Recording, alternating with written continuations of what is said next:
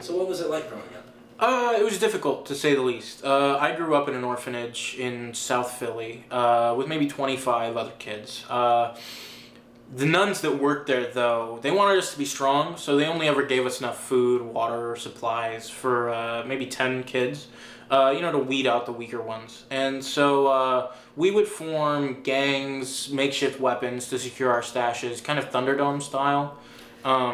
You know, his upbringing is really hard on me too. It's really hard on our relationship, I would say, because it's just so hard for us to find things that we can relate to each other about. I had a really great upbringing. My parents were very supportive.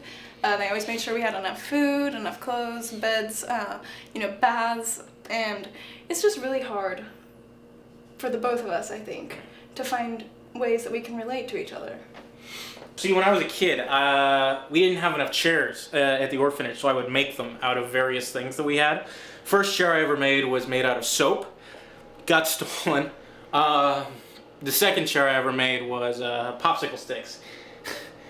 It was stolen.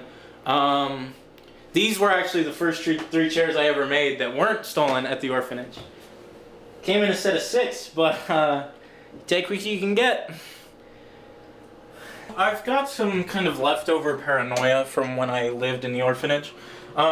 Basically, we never knew when we would have things or when we wouldn't have them. So I developed a habit when I was a kid of creating kind of like bug out stashes in case I ever needed to get gone in a hurry, right?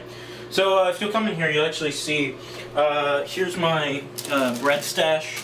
I have whole wheat, a lot of whole wheat. I like to keep healthy, I like to keep trim, you know what I mean? Hamburger buns, you never know. Mama Mary's, more like Mama Mia, alright? These are delicious.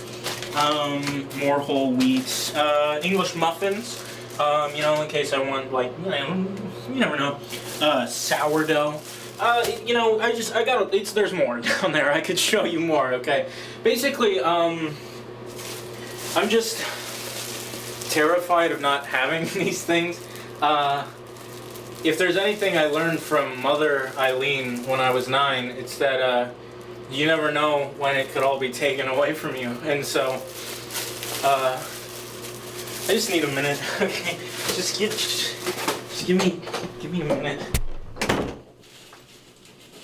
Yeah, I think this is going to be really good for him. I really hope it works out for him. I think that finding his sister will allow him to grow in so many ways, and it'll be really beneficial to our relationship.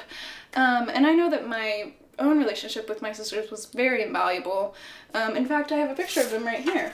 This is Kaylee, Bailey, Haley, Carly, Sarah, Martha, Mary, Donna, Blaze, Saber, Callie, Amelia, and Joanne.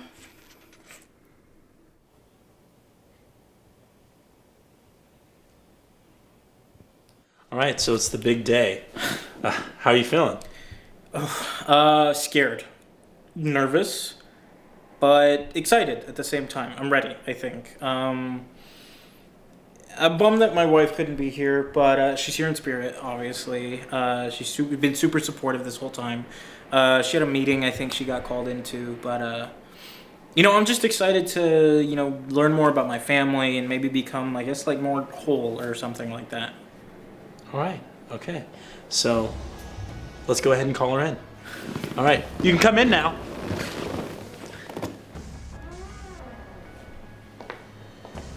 Oh, hey, looks like I made it on time. Is your sister not here yet? I thought you had a meeting.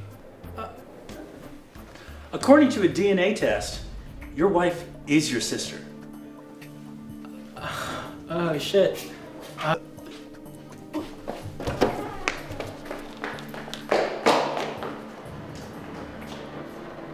Where did you guys meet? We met at, my cousin's wedding. Oh, shit. It was the same cousin. How do you think your marriage will do after this? Oh, my marriage. Dead. It's dead. It no longer exists, I'd say, probably. I don't know if it's too late to get it annulled, but I'd like to try. No, but besides that, I'm excited to get to know my family a little better. I guess my sisters-in-law are just my sisters now. So that's fun, kind of wacky. My mother and father-in-law, now just my mother and father. Gross. Don't know how I'm gonna tackle that. I'm kind of hiding my tragic rage right now. But overall, I'd say it went pretty well. Yeah, I'd call that a win.